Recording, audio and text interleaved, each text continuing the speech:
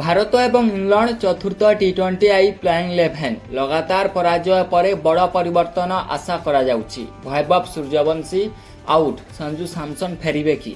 England गस्तरे team इंडियार प्रदर्शन निरंतर निराशाजनक रही। आयरलैंड विपक्ष में टी20 सीरीज हारिबा परे भारतीय दल एबे इंग्लैंड विपक्ष में मध्य असुविधा पड़ी। सीरीजर प्रथम मैच वर्षा जोगु धोई हो जाइथिबा बेले इंग्लैंड द्वितीय एवं तृतीय कमांडिंग विजय हासिल कर सीरीज उपरे निजर कब्जा को मजबूत करिछि। चतुर्थ टी20 मैच एबे भारत पई कर बा मर मुकाबला पलटिछि। नॉटिंघम रे खेला जिथिबा तृतीय टी20 रे भारतीय बैटिंग लाइनअप संपूर्ण भाव में भुसुड़ी पड़िथिला। समग्र दल मात्र 76 रन रे ऑल आउट हो जाइथिला एवं इंग्लैंड 125 रन रा विशाल विजय हासिल करिथिला। आईपीएल 2026 रे चमत्कार प्रदर्शन करिथिबा अनेक भारतीय बैट्समैन इंग्लैंड रा द्रुत एवं बाउंसिंग पिच रे संघर्ष करुथिबा देखा जाउथिले।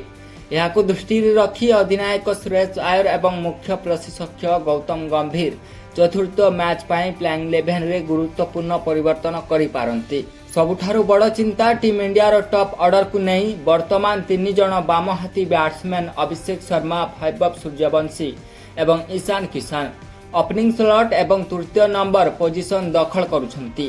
प्रतिपक्ष दल लगातार 3 जन बामहाती बैट्समैन उपस्थिति को लाभ करुछि, कारण बॉलर मानकु सेमानकर लाइन लेंथ किंबा फील्ड प्लेसमेंट रे बड़ परिवर्तन करने को पड़िबो नाही। फलस्वरूप टीम मैनेजमेंट टॉप ऑर्डर रे जड़े डाहण हाथी बैट्समैन को सामिल करने विषय रे विचार करिपारे।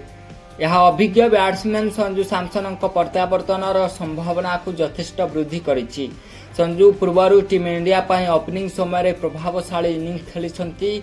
एही समय रे वैभव सूर्यवंशी एवं ईशान किशन उभय सांप्रतिक मैच रे यथेष्ट इनिंग्स खेली पारि नाहंती।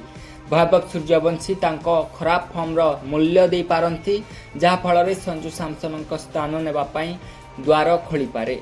बॉलिंग विभाग रे मध्य परिवर्तन विषय रे आलोचना हेउछि। इंग्लिश परिस्थिति द्रुत बॉलरंक पई अनुकूल बोली विवेचना करा जाय।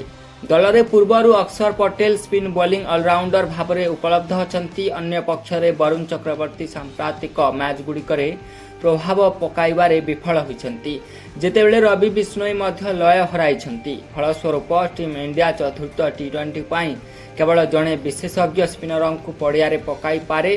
संभाव्य भाव में प्रसिद्ध कृष्णा को जड़े अतिरिक्त द्रुत बॉलर भाव में फेराई आनीपारे। जदि यह हुए तेबे चतुर्थ टी20 पाई भारतर प्लेइंग एकादश संपूर्ण भिन्न देखा जाई पारे।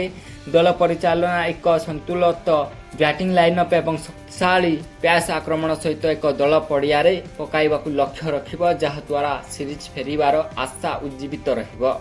इंग्लैंड विपक्ष में चतुर्थ टी20 पाई भारतर संभाव्य खेलिबा एकादश एमिति रहिबो।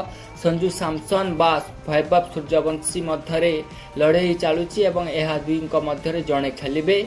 अभिषेक शर्मा, ईशान किशन, श्रेयस अय्यर, तिलक वर्मा, शिवम दुबे, अक्षर पटेल, हर्षित राणा, राजकुमार यादव, अर्शदीप सिंह, प्रसिद्ध कृष्णा एवं वरुण चक्रवर्ती मध्य जड़े खेलिबे। तेबे यह थिला चतुर्थ टी20 मैच पाई भारतीय टी20 प्लेइंग 11। तेबे आपण मानकु कोन लागे कमेंट्स रे निश्चय जणाइबे।